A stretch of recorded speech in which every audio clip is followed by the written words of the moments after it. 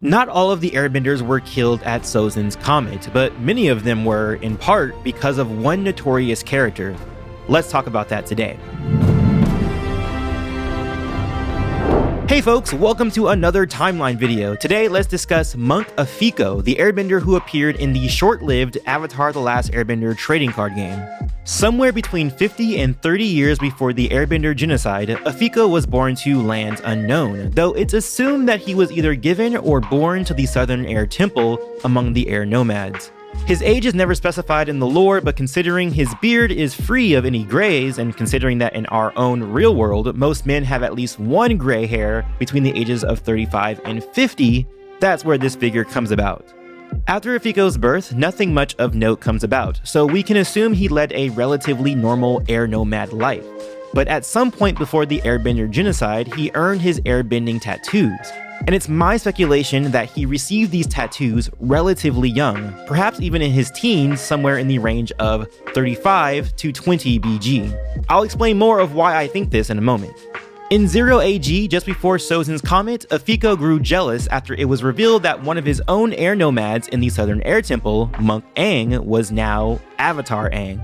Because of this jealousy, Afiko went to Fire Lord Sozin and revealed the location of the Southern Air Temple, which apparently was a hidden location before the 100-Year War. Before we move on with Afiko's timeline, I'd like to go back to my previous point about why I think he got his airbending tattoos somewhere between 35 and 20 BG, when he was likely a teen.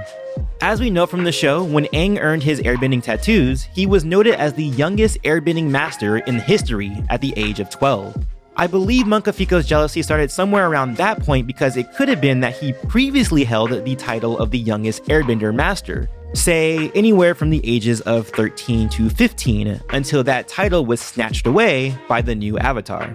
And it's quite possible that Afiko held onto those jealous feelings until the day that another bombshell dropped, and that bombshell was that Aang was the Avatar as well. Now, of course, this is very flimsy and is built on a lot of speculation, and a full story about Afiko would have to be told to give greater context to his jealousy, because right now, the little information that we do have about him suggests that he is extremely petty.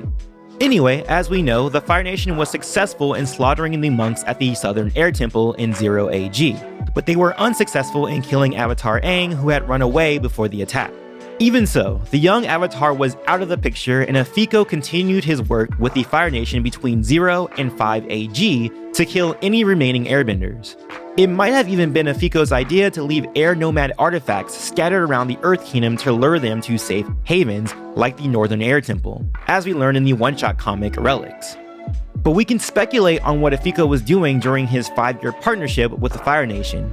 In the trading card game, which I apologize is in low quality, many of his abilities are related to attacks and defense techniques against earthbending. Moves like whirling debris, which saw Afiko piling in rocks into a funnel and then shooting them out again, not unlike Aang in the imprisoned episode, makes it clear that he was doing battle with earthbenders. This idea is further strengthened by his art and his other abilities, such as chi absorption and graceful leap, where he is seen blocking earthbending attacks and vaulting from a large boulder, respectively.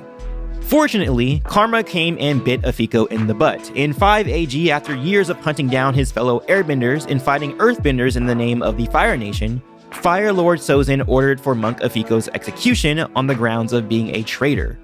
Now, this could be for two reasons. One, Fire Lord Sozin simply could have felt Afiko was of no value to him anymore now that the airbenders had been gone for 5 years.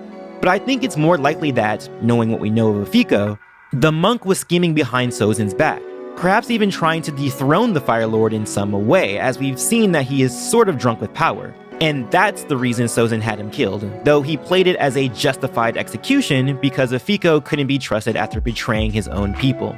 The reason I favored the latter story rather than the former is because 5 years seems to be too soon to do away with someone like Monk Afiko, especially when the airbenders could have been in hiding and building up a counter-offensive anywhere in the world. Therefore, I think it had to be Monk Afiko who forced Sozin's hand in the end. Now, of course, this story, which was sourced from the short-lived Avatar: The Last Airbender trading card game, isn't exactly canon, but it also isn't non-canon either.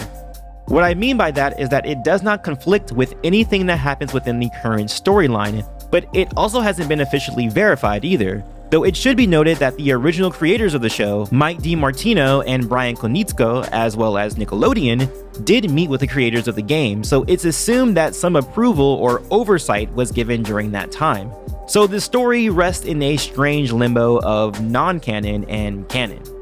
But that's it. What did you think about the story of the betrayer, Monk Afiko? Do you agree with the theory of why he betrayed the air nomads? And how about the reason of why he was killed by Fire Lord Sozin? Does that seem plausible as well? Maybe you have a different idea entirely. Let me know in the comments below. And as always, peace, love, and remember, be water, my friends.